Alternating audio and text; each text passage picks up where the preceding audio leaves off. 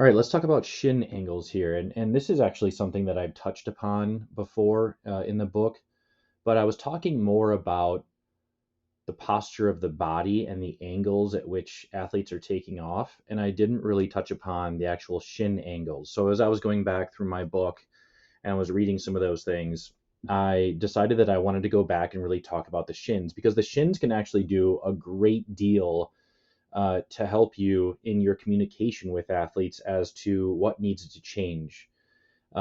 Telling them just to jump a little bit lower as a cue, again, if we're talking about our cues, is probably not something you want to say. And you want to really think about how to purposefully cue an athlete and also provide them some insights on how those things can change. So in this one, this is a long jumper, and you'll look at this takeoff angle here, if you will. Now, in this specific one, when I put up a ruler with her shin, it was at like something like 58 degrees. Okay. And so I'm not saying that that's the right takeoff degree or anything like that. That was covered in the book.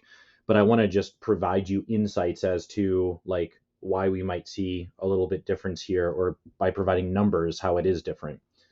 If I go to triple jump, and I took a picture of an athlete that I worked with actually over the winter time, uh, and I did an angle with her shin here as well. That was 45 degrees.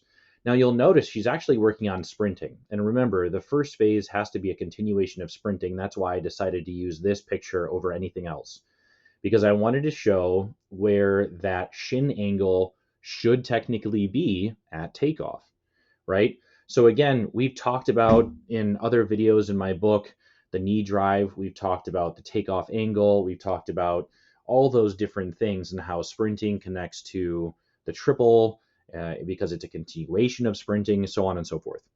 But we've never really talked about, again, like I said, the shin angles. So if we start talking to our athletes about the proper cues and how to help them to push more outwards at a lower degree of an angle than we might see in long jumpers, then that can really help us to, again, communicate properly, but also develop our skills as coaches as well as to why things might be happening, incorrectly.